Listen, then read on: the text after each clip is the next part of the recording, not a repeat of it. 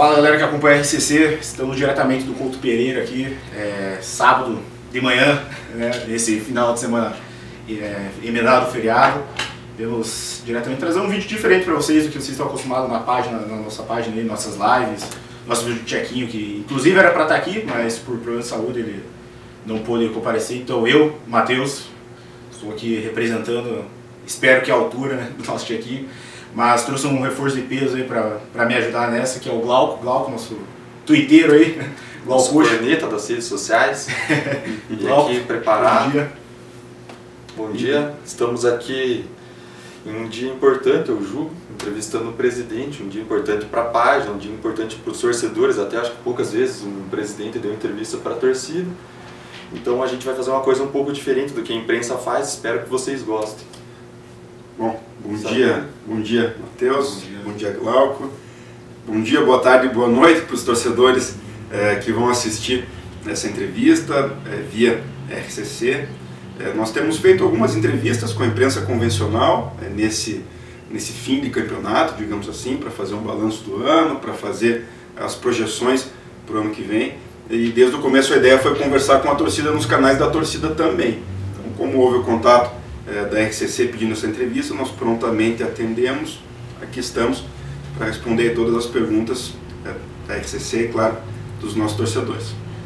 Primeiramente, queria agradecer o seu espaço, o tempo que você vai nos disponibilizar aí, senhor. Foi um ano triste para a gente, querendo ou não, deixa um ar de preocupação para 2019, acho que para todo mundo.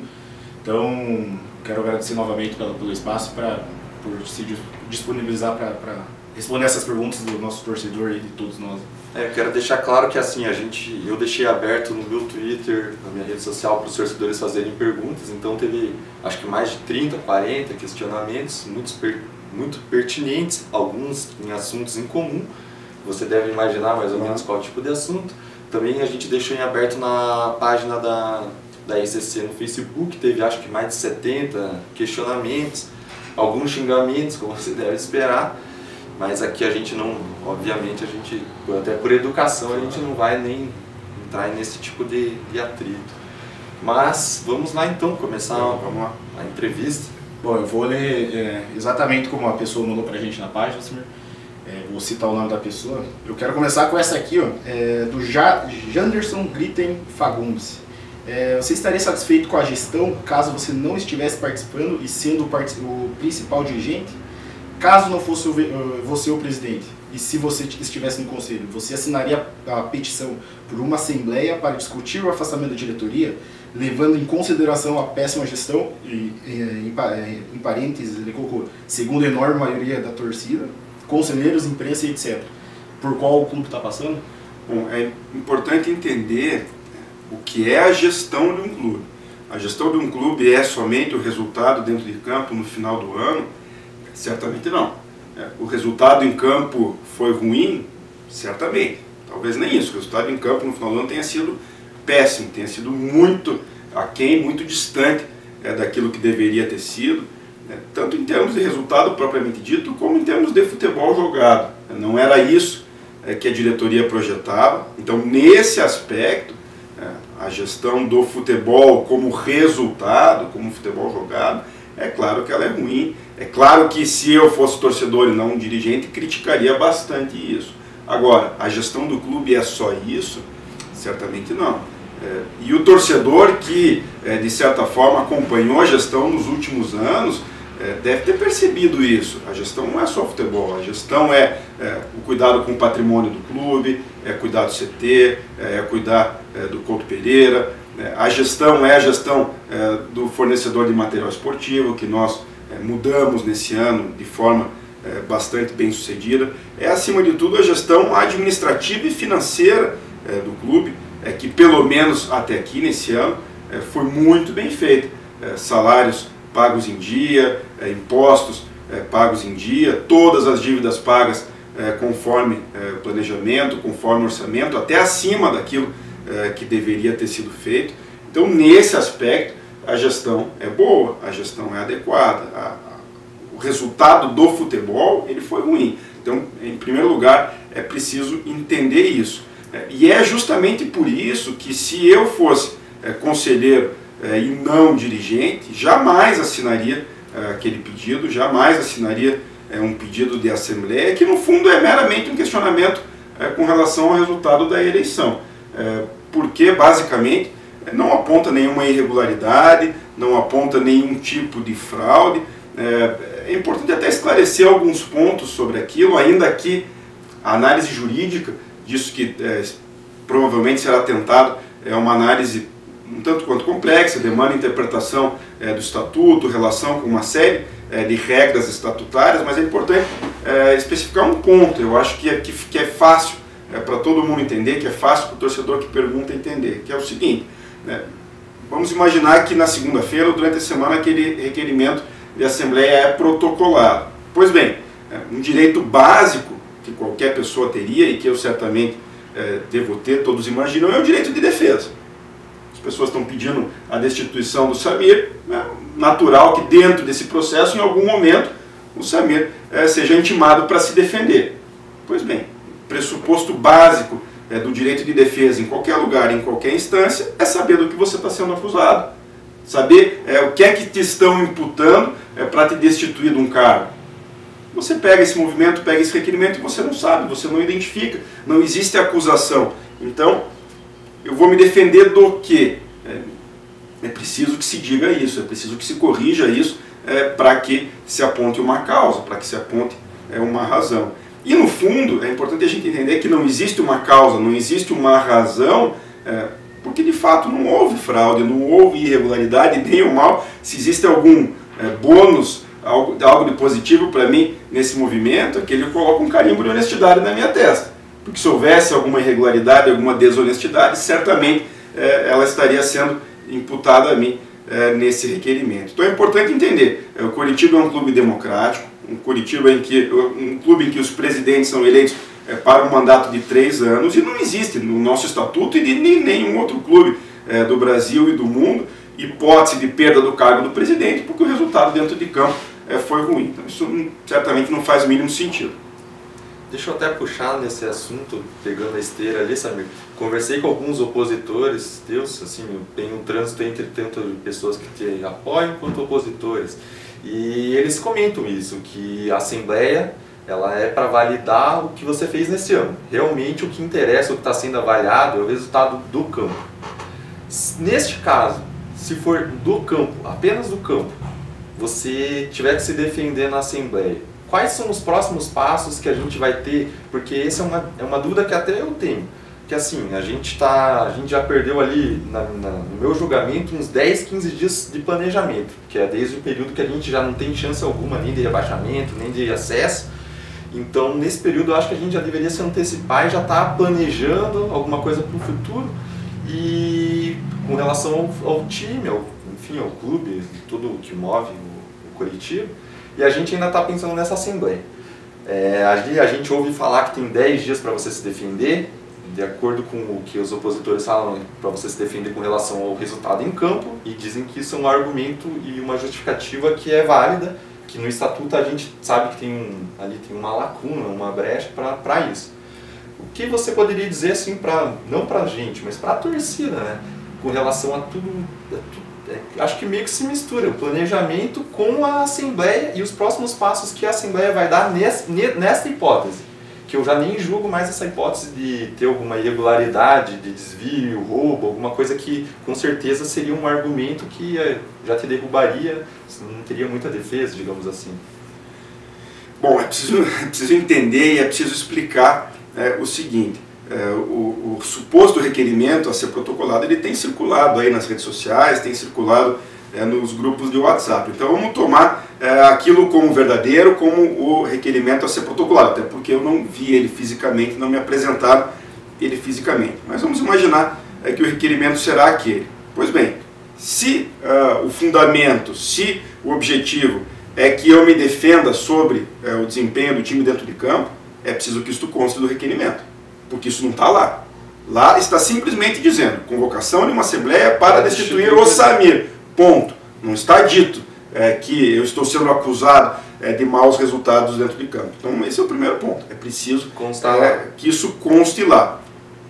Segundo ponto, não existem regras de procedimento sobre essa Assembleia no Estatuto.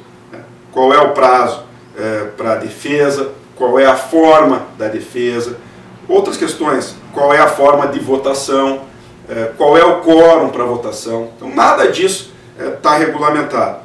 Então, o primeiro passo que eu imagino, se o requerimento for protocolado, a gente pretende que ele não seja, temos até marcada na segunda-feira a conversa ou pelo menos um convite para uma conversa com os conselheiros que o assinaram, para estabelecer uma pauta de conciliação, até para pedir que eles façam reivindicações à diretoria, como a mesa do conselho já fez. Então, imaginamos, ou pelo menos pretendemos, que ele não seja protocolado. Mas voltando, imagino que o primeiro passo, uma vez protocolado, seja a mesa do conselho pedir um parecer da comissão legislativa do conselho, isso é previsto no estatuto, para que ela especifique o que deve ser feito diante dessas omissões. A partir disso, é preciso daí que via comissão legislativa e via mesa do conselho se determine como eu vou me defender. Certamente o direito de defesa por um pedido com essa gravidade, destituição de um presidente legitimamente eleito, ele não é feito em 5 ou 10 minutos numa assembleia com 300 pessoas a se manifestar. Então, não é dessa forma que o Samir vai se defender. Nós vamos dar 5 minutos para o Samir falar aqui no começo da assembleia e essa é a defesa. Claro que não.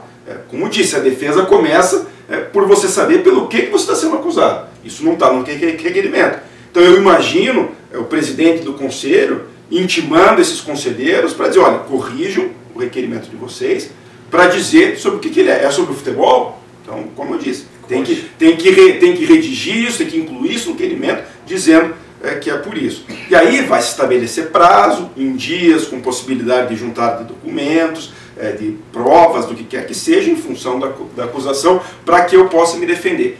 Então, é isso que eu imagino. E vejam, estou aqui em 5 minutos já apresentando uma série de dificuldades de regras, de questões que podem depois ser questionadas, até judicialmente, por um motivo muito simples.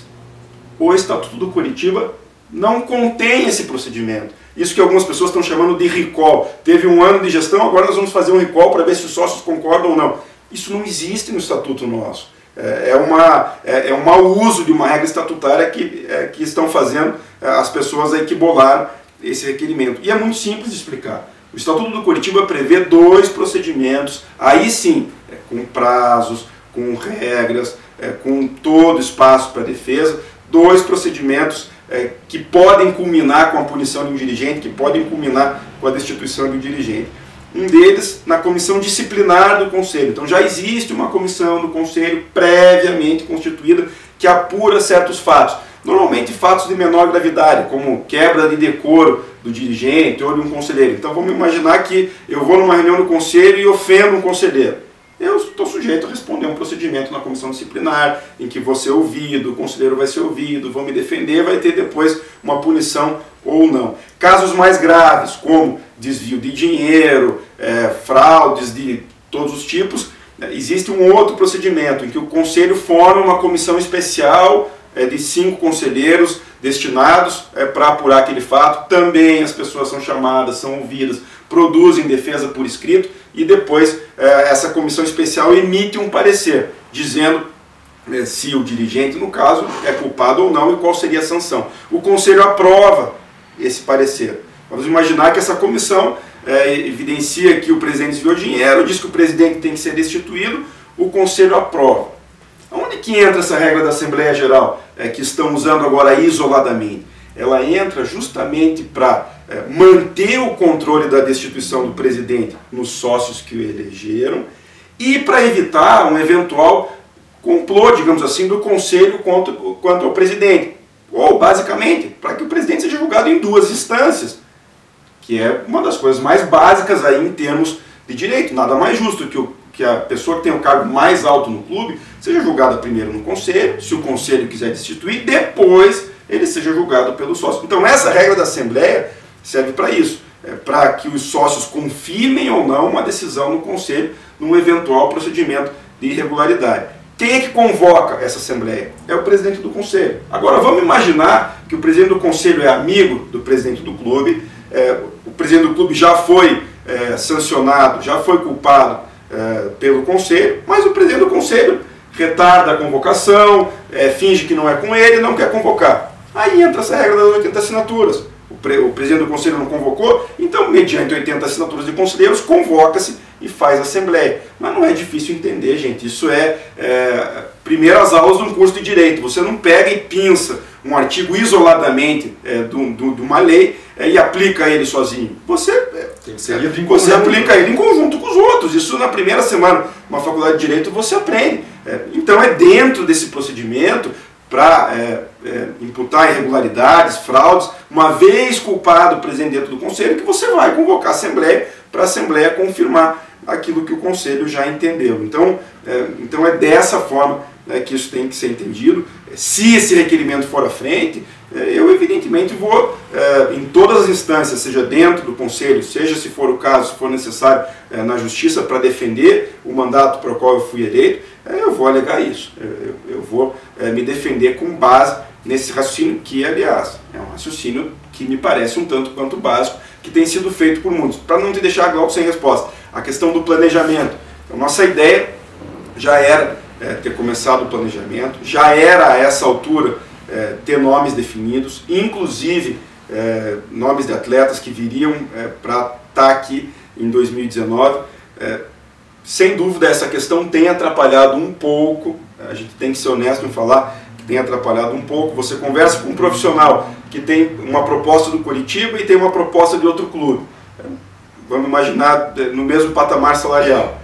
Ele olha para os dois clubes, normalmente o Coritiba é um clube com uma grandeza maior, só que ele olha esse contexto todo e fala, puxa vida, eu vou acertar alguma coisa com o presidente aqui, será que daqui 2, 3 meses o presidente vai ser o mesmo, ou vai mudar e eu vou perder emprego, tendo essa proposta de outro clube. Então isso atrapalha um pouco. Nós estamos tentando, claro, nos bastidores, contornar essas questões para antecipar o planejamento o mais rápido possível, e a grande tendência é que a partir de segunda-feira o nosso torcedor já tenha novidades com relação a nomes, com relação a 2019, mesmo com todo esse contexto de assembleia, de requerimento correndo paralelamente. Bom, então só para deixar bem claro, mesmo que a assembleia corra, e pelo que eu entendi, ela pode demorar muito tempo ali, talvez meia temporada, me corrija se eu estiver errado. É possível porque veja, algumas coisas me parecem minimamente passíveis de acontecer. Tais como um parecer da Comissão Legislativa do Conselho, porque você tem diversas omissões, para dizer o mínimo. O próprio Estatuto prevê que em qualquer caso de destituição de dirigente, o Conselho Consultivo tem que ser ouvido. São os ex-presidentes, não é? Isso, ex-presidentes e conselheiros eleitos para o Conselho Consultivo, então ele vai ter que ser ouvido. E aí, tudo que a gente imagina dentro desse direito de defesa que eu teria. Como é que isso vai ser feito, com base em quais prazos, com base em quais procedimentos, tem tudo isso. Vamos imaginar que passou tudo isso, toda a burocracia para que isso seja feito, aí tem que convocar a Assembleia, ou o presidente do Conselho, imagino eu, convocaria a Assembleia. Pelas regras estatutárias, você tem que convocar para dali 30 dias. Então, já é um prazo. Só por aí você já imagina que a gente vai ficar aí 2 meses, talvez 3 meses. E pelo que você tem falado, não só hoje, mas nas outras entrevistas, renúncia é uma coisa que nunca passou na tua cabeça. Claro que não. Vamos entender o seguinte, para o torcedor entender qual é a minha posição. E eu repito o que eu já falei em outras ocasiões.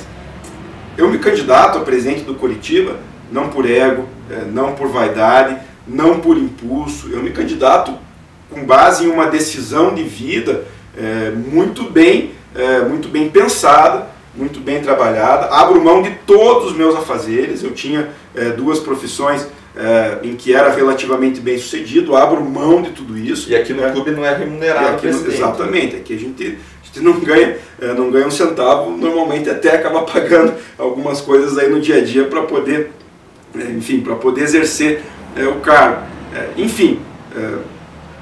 Passo por uma campanha que, pelo menos na minha ótica, foi muito difícil, foi de muitos conflitos, de muitos ataques, de muita exposição pessoal. Eu fui objeto aí de algumas calúnias, ofensas diversas. Bom, e aí algumas pessoas, até alguns opositores, usam o seguinte argumento: mas o Samir, ele é apegado ao cargo, ele não quer renunciar. Mas veja, depois de todo esse processo, um processo que foi muito difícil, que foi muito pesado, eu fui eleito por um mandato de 3 anos. Então, o Samir é apegado ao cargo, sim, durante esses 3 anos, para o qual ele foi eleito. Depois desses 3 anos, depois dos próximos 2, certamente o torcedor pode ficar bem tranquilo que não vai ter apego nenhum, não vai ter vontade nenhuma de permanecer, de continuar, mas a gente é eleito, a nós é dada uma missão. A gente esperava um resultado diferente? Claro que sim. Agora, porque o resultado não foi o que nós pretendíamos, isso não implica automaticamente numa obrigatoriedade de saída. Ainda mais nessas circunstâncias atuais, vamos ser bem francos em dizer, de um requerimento, de um pedido assinado exclusivamente por conselheiros de chapas que perderam a eleição. Vamos imaginar o seguinte, daqui 11 meses os deputados, os senadores do PT fazem lá um pedido para o Bolsonaro sair, para o Bolsonaro renunciar porque não estão de acordo com o governo. Será que o Bolsonaro vai renunciar? É só porque um pedido dos integrantes da oposição que perderam a eleição vem para ele? Ou será que ele vai ser apegado ao cargo para o qual ele foi eleito? É evidente que sim. Então você é eleito por mandato, você cumpre esse mandato, a não ser que você pessoalmente queira renunciar. E eu, independente da dificuldade pessoal que viesse a enfrentar, eu jamais renunciaria, porque quando me candidatei a presidente do Coritiba, sabia muito bem o que eu estava fazendo, sabia muito bem onde é que eu estava entrando, estava pessoalmente disposto a enfrentar todas essas dificuldades pelo clube que eu amo, que é o Coritiba. Assim, Samir, acho que para colocar um ponto final nessa assim, história da Assembleia, que é um assunto que a torcida tá querendo saber, tá bem interessado, uma das críticas que a oposição e boa parte da torcida faz é que você não consegue chamar a oposição, chamar ex-presidentes, ex-figuras do clube para te ajudar no dia a dia, e que essa seria uma das causas da gente ter faltado ali experiência em alguma hora, de fazer alguma transição de técnico ou mudar algum planejamento. Assim, a gente vê nas notícias do clube que no início do ano você teve uma reunião com os ex-presidentes, mas enfim, eu queria que você comentasse assim, sobre essa questão, e se a partir de agora você vai ter um maior interesse de chamar, de estar mais próximo, se já há uma aproximação nos bastidores, que às vezes a gente não fica sabendo, sim, mas ali você já está ali no telefone conversando, ou vem aqui, enfim. Veja, com todo o perdão que eu peço a quem faz essa crítica, eu me sinto na obrigação de dizer que ela não é uma crítica verdadeira, ela não é uma crítica correta.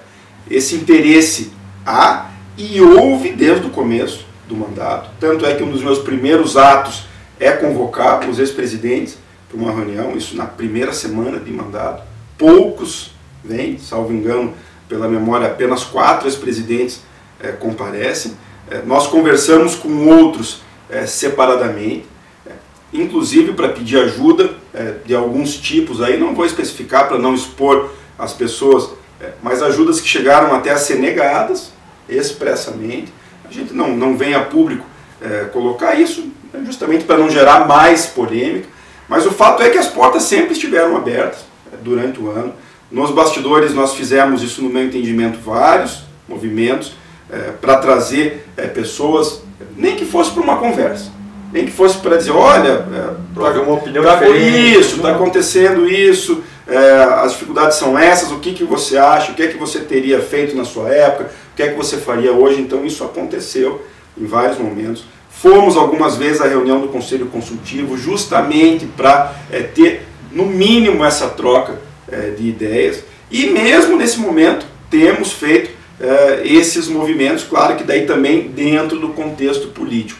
Mais especificamente, quem tem se aproximado cada vez mais da gestão, e eu reputo isso ótimo, reputo isso bastante saudável, é o ex-presidente Wilson. Então temos conversado bastante aí, com frequência, não só eu, como outros membros do G5, e dependendo do que aconteça com ele lá no cargo que ele tem de presidência da agência de fomento, se ele eventualmente acabar saindo do cargo aí no final do ano, é possível que ele se aproxime mais ainda para aqui dentro possa nos ajudar com a experiência dele. Não que ele vai exercer algum cargo específico na gestão, até porque isso ele falou que não exerceria. Mas nos ajudar mais proximamente com conselhos, com ideias, até para fazer essa ponte, não só internamente com outros ex-presidentes, mas externamente com eventuais investidores ou com eventuais pessoas que possam trazer algum tipo de ajuda financeira. Ele tem muita experiência nisso, tem muito trânsito nesse meio, então essa é uma realidade possível aí para as próximas semanas. Bom, agora eu vou falar um pouquinho mais do campo, né? Falar um pouquinho ainda de 2018 ainda, a gente falou muito da Assembleia também, falamos querendo ou não sobre o planejamento para o ano que vem. Vou pegar a pergunta aqui do Pedro França. Ele pergunta, na visão do presidente, quais foram as falhas cometidas no planejamento de 2018? A demora da mudança de comando técnico, que não apresentava evolução no campeonato paranaense, e a montagem tardia do elenco para o brasileiro foram cruciais para a não ascensão do clube para a Série A? E quais serão as mudanças para 2019 em relação a 2018? Olha, Pedro, em alguma medida esses pontos que você citou, eles podem ter influenciado, mas talvez não só eles, ou talvez não principalmente esses pontos. E talvez a gente possa fazer uma espécie de cronologia, para dizer, pelo menos na minha ótica, que estou aqui dentro, que estou no dia a dia, que tomei as decisões, quais foram os principais erros. Então já disse o primeiro ponto em outras entrevistas, repito aqui, nós somos muito prejudicados pela data de início do planejamento das decisões. Então você imagina que nós tomamos posse dia 17 de dezembro, com uma urgência gigantesca em ter as definições. Tínhamos uma convicção grande no nome do Sandro Forner, então nisso não tivemos uma grande dificuldade, mas uma certa indefinição com relação ao nome do diretor de futebol e a praticamente impossibilidade de iniciar um processo seletivo, com nomes vindo para cá, fazer entrevistas, seja porque os principais nomes já tinham clubes, seja porque a gente não tinha tempo mesmo.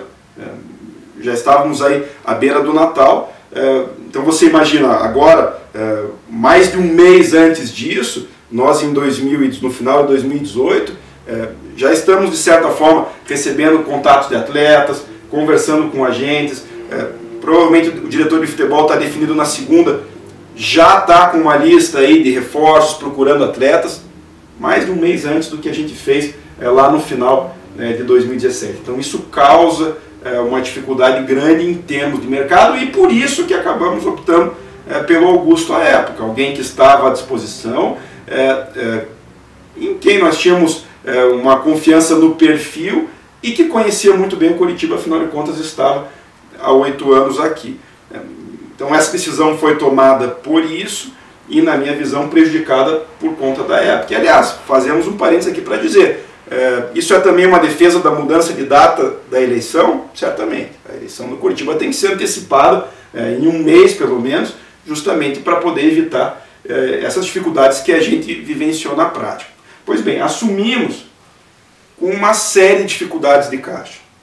Vejam, aqui não é para falar mal de diretoria anterior, não é para causar polêmica, mas enfim, são fatos que a gente enfrentou e que nos causaram muitas dificuldades. Assumimos com 10 milhões, cerca de 10 milhões de impostos atrasados referentes a 2017, nada de dinheiro no caixa para pagar salário de dezembro, 13º e férias de todo o clube, atletas e funcionários.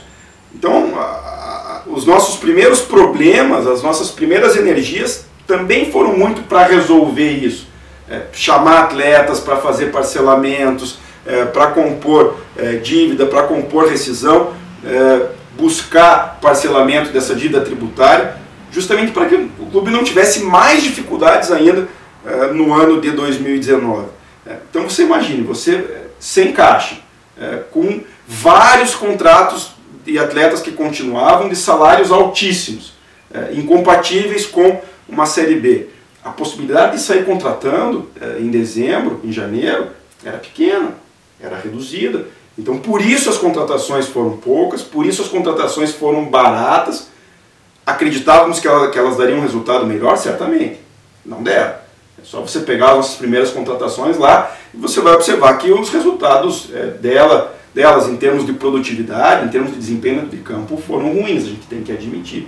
Então foi natural desse processo todo que o time fosse sendo montado aos poucos, pelas dificuldades financeiras, pelas dificuldades de época do ano em que isso começou. Então isso era inevitável. Imagino que com qualquer diretoria assumindo, as dificuldades seriam as mesmas e as consequências em termos de montagem de elenco seriam as mesmas. Poderíamos ter trocado o comando técnico antes, ter trocado o Sandro Forner antes? Provavelmente. Olhando hoje para trás e vendo como as coisas transcorreram, como os resultados foram, a gente faz a gente reconhece isso, entende que poderia ter trocado antes. Mas também não dá para deixar de afirmar que, mesmo com o time não jogando tão bem, ele avançou 2 fases na Copa do Brasil, ganhou o primeiro turno do Campeonato Paranaense. Então, de certa forma, à época nós pensávamos, espera aí, você vai mandar embora um técnico que está classificado para a final do Campeonato Estadual, que chegou na 3ª fase da Copa do Brasil. Então isso também afetou as nossas decisões lá. Além disso, e para responder bem diretamente o Pedro que mandou essa pergunta, eu diria que os principais problemas que acarretaram os principais erros, e talvez o torcedor não veja isso muito claramente de fora, foram problemas e erros de gestão de futebol, de gestão do departamento de futebol, pela direção e pela gerência de futebol que nós escolhemos. Vou citar um exemplo que para mim é um dos principais exemplos, que foi o que aconteceu com o Alan Costa. Para mim, toda a situação do Alan Costa, ela identifica, se não o principal, um dos principais erros em termos de gestão. Traz um reforço que é contestado por todo mundo, e aí diretoria, presidente, chega para o diretor de futebol e fala, olha, é um reforço que está sendo cogitado, que está sendo muito contestado. E aí o diretor diz, presidente, fique tranquilo, é um atleta de bastante força física, excelente bola aérea defensiva, excelente bola aérea ofensiva, para ser titular da Série B, que vai nos ajudar, que vai ser muito importante. Nós entramos para defender um conceito de autonomia dos profissionais. Quando a gente falou bastante em profissionalismo, no fundo era isso. Se o diretor de futebol tem essa posição, defende perante a diretoria, nós entendíamos que a diretoria não deveria interferir. Então, tem dinheiro para contratar, vai contratar. Aí vem jogar aqui, no segundo jogo, toma aquele drible, aquela pressão gigantesca, o diretor de futebol opta por afastar. Mais uma vez, não interferimos, a ideia, diretor de futebol e a comissão técnica optam por afastar. Não interferimos, mas aqui até a minha percepção de que isso era um erro ao longo do ano. Por diversas vezes, seja nas trocas de comando técnico, seja quando havia falhas defensivas nos jogos da Série B, eu chamava o técnico, chamava o diretor de futebol e falava, olha, será que não é o momento de trazer o Alan Costa de novo? Será que não é o momento de dar uma chance, de botar ele para treinar pelo menos? E a resposta que sempre foi dada foi não, até chegar o Argel, que já conhecia o atleta, e colocou ele para jogar. Então fico com a sensação, vendo que depois o atleta entrou com o Argel e foi bem nos jogos, fico com a sensação que isso é um erro gigantesco. O diretor de futebol trouxe, bancou, não é por causa de um drible, por causa de uma pressão da torcida que vai afastar o cara. Então deveria ter bancado, mantido, e aí ele ter jogado. E fico eu com a impressão de quem entende futebol, que se o Alan Costa joga a Série B inteira conosco, poderíamos ter tido um resultado diferente. Então você acha que você... E assim, estou citando um exemplo que para mim foi um grande erro em termos de gestão de futebol por parte da direção de futebol. Você acha que os procedimentos, como a gente chama assim no futebol, devem ser mudados? Por exemplo, no caso do Forner, assim, resultado, você falar que ele passou 2 fases, chegou na final, é uma avaliação do resultado final. Mas se a gente for analisar o desempenho, hoje é fácil até, a gente chega aqui, todo mundo chega nessa conclusão que o desempenho era ruim. Mas não seria a gente não teria que ter um parâmetro assim de desempenho, até vou perguntar isso jogando para o futuro. Qual é, assim, a gente vai focar o ano que vem em resultado, como a gente teve no início do ano ali, chegamos, batemos o primeiro turno campeão, estava na final e avançamos 2 fases, ou a gente vai ter um olhar mais para o desempenho? Porque assim, eu tenho para mim que você pode vencer, às vezes jogando mal, 1 ou 2 partidas, mas isso não se mantém. Você está jogando mal, você vai ganhar 2, mas daqui a pouco você vai ter uma sequência ruim, não vai se manter, não tem uma regularidade. Mas às vezes você está jogando mal, e jogando bem, aliás, e perde 1 ou 2, mas se você tem confiança naquilo que está sendo feito, é uma coisa que no futuro vai te dar mais fruto do que você vencer jogando mal. Você não acha que essa avaliação de procedimentos, a avaliação de desempenho até tem que ser focada assim? Foi uma coisa que a gente errou e tem que ser o foco para o 2019? Olha, Glauco, essa é uma avaliação que tem sido feita, é uma conversa, uma análise que tem sido feita a todo tempo. Se tudo correr como nós imaginamos, na segunda-feira o diretor do futebol vai ser anunciado. Eu já conversei bastante com ele sobre essas questões e partiu dele, claro, que era a mesma ideia que eu tinha, de que o modelo de jogo deve ser definido em primeiro lugar. Você define o modelo de jogo para daí entender qual é o teu técnico e depois disso para entender quais são os seus reforços.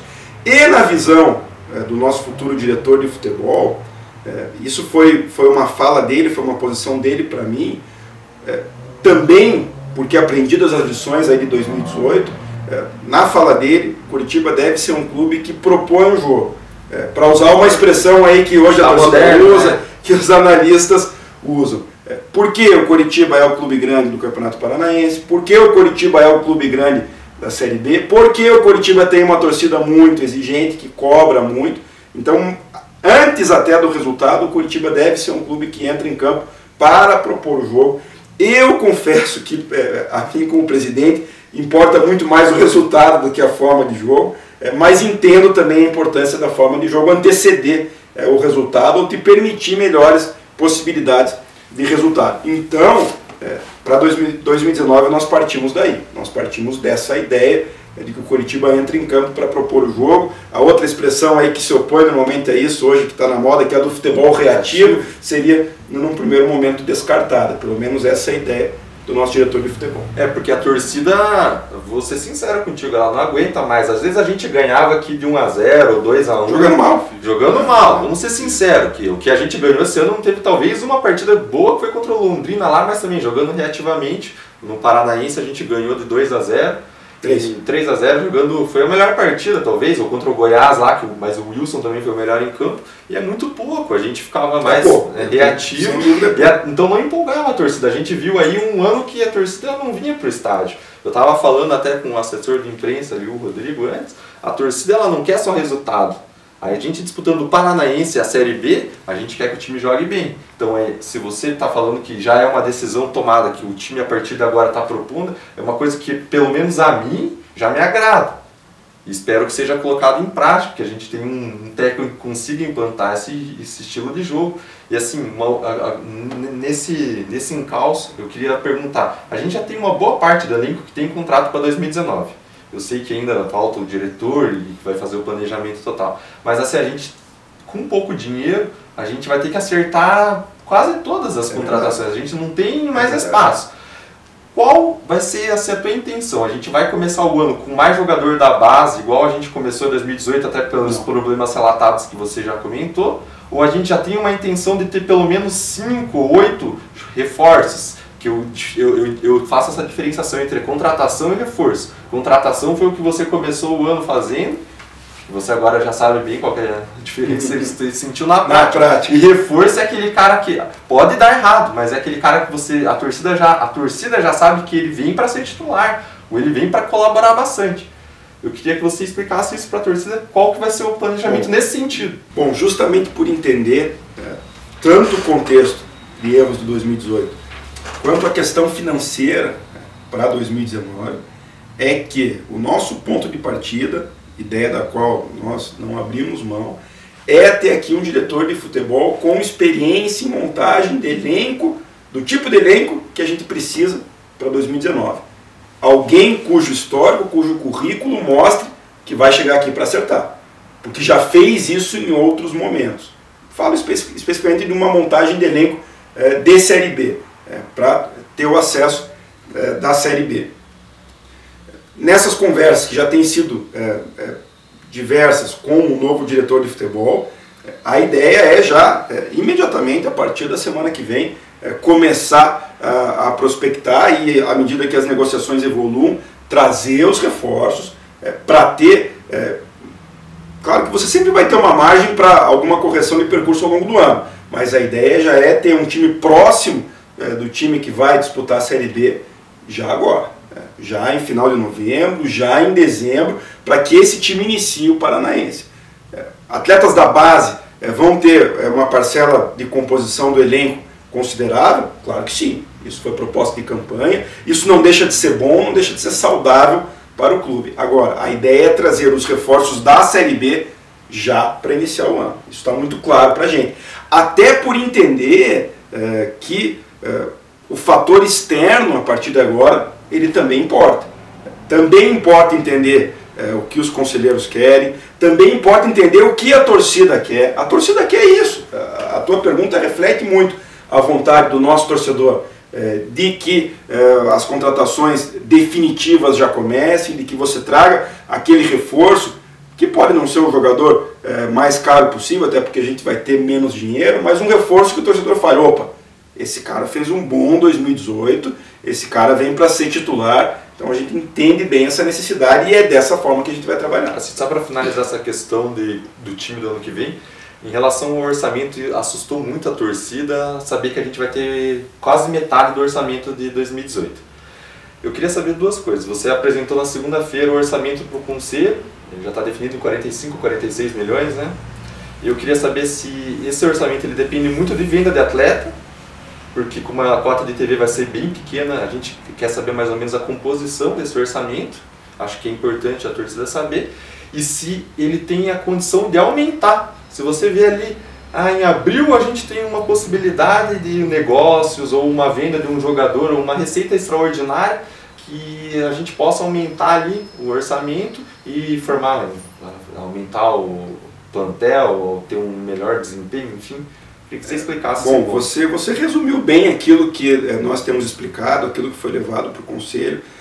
O orçamento que inicialmente foi apresentado ao Conselho de 46 milhões, ele prevê 10 milhões de receita com venda de atletas, que é o valor que foi colocado no orçamento nos últimos anos. É um valor, eu diria, até perfeitamente realista. Esse ano ele foi atingido sem a venda de nenhum atleta do atual plantel. No mecanismo de solidariedade. Exatamente, no mecanismo de solidariedade, percentuais, esse valor já foi atendido.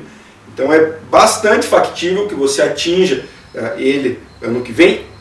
Talvez até bastante factível que ele supere esse patamar. Inclusive, o presidente do Conselho Fiscal, que emitiu sua opinião na última reunião do Conselho, ele disse que esse valor deveria ser maior, porque é possível que ele seja maior e que isso também obriga a diretoria a buscar um valor maior em vendas. O orçamento não foi aprovado ainda no Conselho, agora vem as sugestões, os apontamentos dos conselheiros, então é possível que a gente até coloque um valor maior lá de vendas no orçamento e que isso aumente aqueles 46 milhões. Então isso mostra também que esses 46 milhões digamos assim, uma certa visão pessimista. Pessimista em que sentido? Na nossa ótica, não tem como ser menor do que isso. Pelas médias de receitas dos últimos anos, pelas projeções que a gente tem, não tem como ser menor. Tem como ser maior? Evidente que sim. Daqui a pouco faz uma venda aí de 2 milhões de euros, de 2 milhões e meio de euros, que hoje são patamares perfeitamente praticáveis no mundo do futebol. Então daqui a pouco vem aqui alguém atrás do Guilherme Parelli. 2, 2,5, 3 de euros é um valor totalmente possível, factível, vem atrás de um Carvalho ou de algum atleta outro nosso da base. Então é possível sim você projetar um valor maior, então é possível você ter mais sim para gastar no que vem, e daí a gente também tem que falar isso para o torcedor. Aquilo que entra como receita ano que vem, por todas as nossas dificuldades, vai ser muito direcionado para o futebol. A parte de patrimônio, de investimento em patrimônio, vai acabar ficando um pouco de lado. Até a parte de equacionamento financeiro das dívidas também. Nós já estamos fazendo todo um movimento de conversa com todos os credores do Coritiba, com todos aqueles que têm acordos com o Coritiba, para receber mais prazo, para receber melhores condições de pagamento, justamente para que sobre mais dinheiro para gastar com o futebol ano que vem.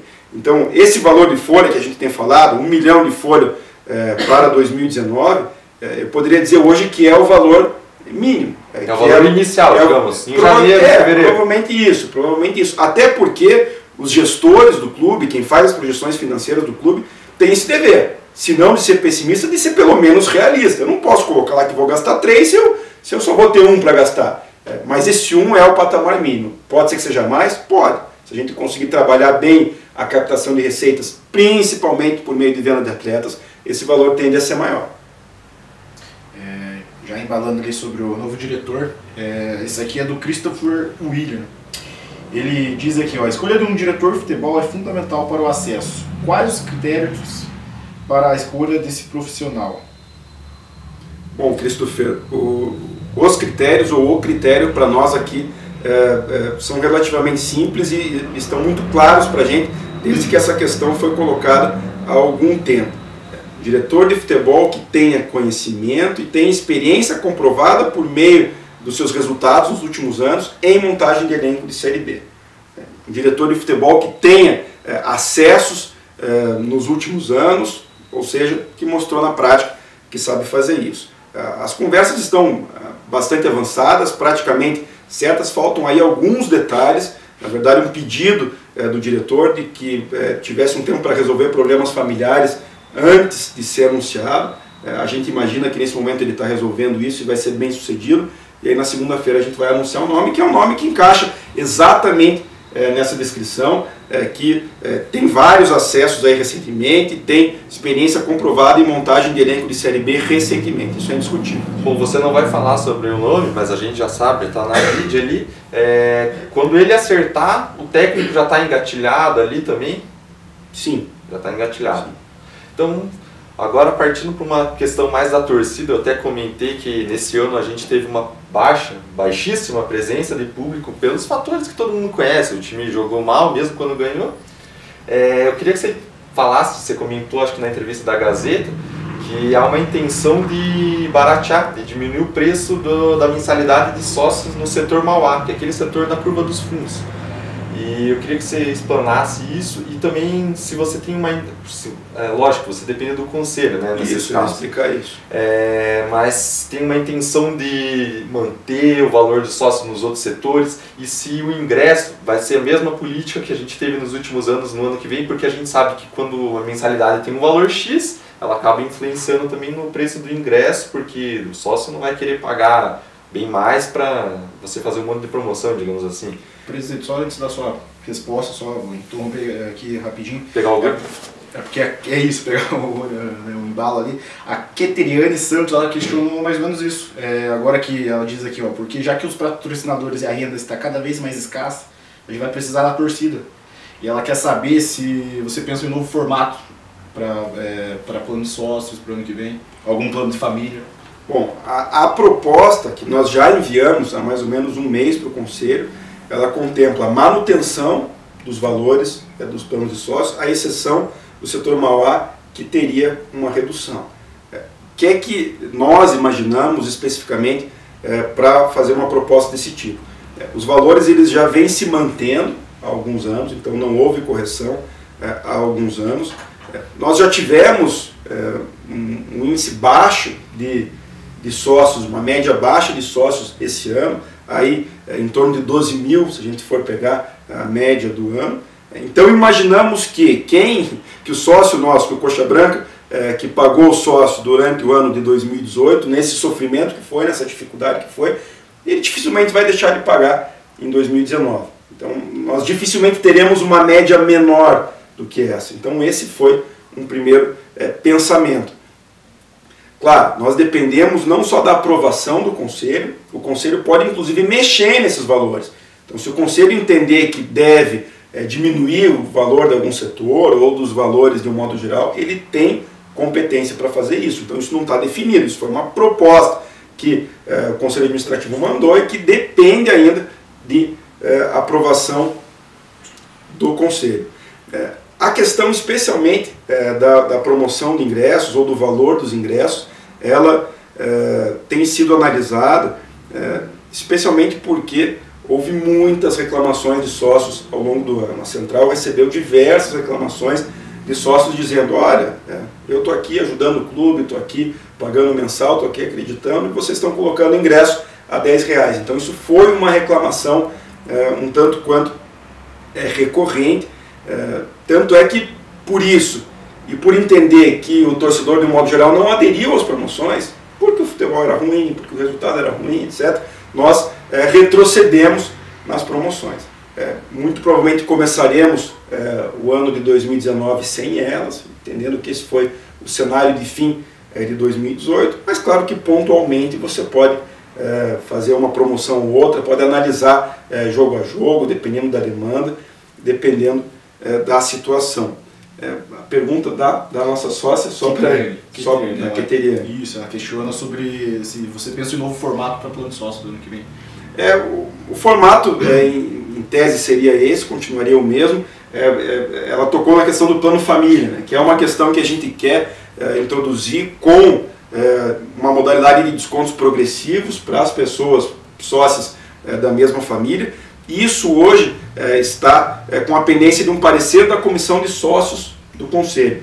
Seja a questão lá do plano Leide, as mudanças no plano Leide, as mudanças no plano dos proprietários de cadeiras cativas, com atribuição dos direitos a sócios, nesses casos nós consultamos a comissão de planos de sócios do Conselho, até, enfim, para dar importância ao bom trabalho que eles fazem. Então, no caso do plano família, a ideia é a mesma, esperar esse parecer, que na verdade vai ser uma espécie de uma proposta da comissão de plano de sócios do Conselho, de como deve ser o plano família, e uma vez vindo isso, a gente vai encaminhar sim uma proposta para o Conselho para que seja aprovado. A ideia é ter isso quanto antes. Então essa é uma modalidade que a gente pretende fazer ingressar. Vocês querem fazer algum questionamento? Você acha que precisa de algum esclarecimento? Finalizado, espero que... finalizar. Então vamos só bater aqui, finalizar então. Tem 7 minutos, bora lá. Bom, então vamos finalizar aqui a entrevista com o Samir. A gente agradece mais uma vez o espaço, o tempo que você disponibilizou e, enfim, a gente torce pelo Coritiba, acima de tudo. Não é uma questão de Samir Namur, o presidente, como eu sempre falo. Às vezes eu vou lá na minha rede social, se entrar, você vai ver um monte de críticas lá, o cornetão do Glauco lá. Mas não é que assim, a gente quer o mal do Samir, a gente quer o bem do Coritiba. Então eu queria que você deixasse uma mensagem final do que você tem para falar para a torcida, não só do que passou em 2018, mas o que você tem para digamos assim, para apresentar para 2019. E quero te desejar sorte na questão do Coritiba, principalmente, e vamos torcer para que 2019 seja completamente diferente de 2018. Bom, Glauco, o bem do Coritiba, sem dúvida, é o que todos nós queremos, é o que eu quero também. O amor que o torcedor tem pelo Coritiba, o amor que vocês têm, que vocês da RCC têm pelo Coritiba é o mesmo que eu tenho. Claro, fui alçado aí a principal posição dentro do clube para cumprir com uma série de deveres, para tomar uma série de decisões e certamente para fazer muito melhor do que foi feito em 2018. Tanto é que por isso eu venho pedindo já reiteradamente desculpas para o torcedor pelo resultado de 2018. Mas seja de um lado toda a dedicação que a gente tem de estar aqui no dia a dia trabalhando e se dedicando ao Coritiba, seja o amor que a gente tem pelo Coritiba, que é muito grande, ele também faz com que eu possa passar para o nosso torcedor uma mensagem de otimismo para 2019. Uma mensagem de que mesmo com as dificuldades, 2019 pode sim ser um ano diferente. Um ano ruim não acaba com a grandeza de um clube do tamanho do Coritiba, não acaba com a história, não acaba com a tradição do Coritiba, não acaba com a força que a nossa torcida apaixonada e gigante tem. Então a gente pode sim mandar para o torcedor uma mensagem de otimismo para 2019, que 2019 pode e vai ser diferente. Por que não com um título estadual? Por que não com uma boa campanha na Copa do Brasil? Por que não com o acesso para a Série A no final do ano? É isso que a gente respira todo dia, já em novembro de 2018. É para isso que a gente acorda, é para isso que a gente vai dormir, mesmo com todos os problemas que a gente enfrenta. e é nisso que a gente tem bastante confiança. Então o nosso torcedor, por mais magoado que esteja, por mais triste que esteja, ele pode ter sim essa confiança de que 2019 vai ser um ano bem melhor, que 2019 vai ser um ano diferente. Obrigado, Glauco, obrigado, Matheus. Um abraço para toda a nossa torcida, especialmente aí para os amigos da RCC. Só deixando claro ali, eu falei boa sorte no sentido de bom trabalho, né? Que a gente não pode depender de sorte, só para deixar bem claro essa parte. Obrigado, Matheus, tamo junto. RCC, é isso aí. É isso aí, obrigado.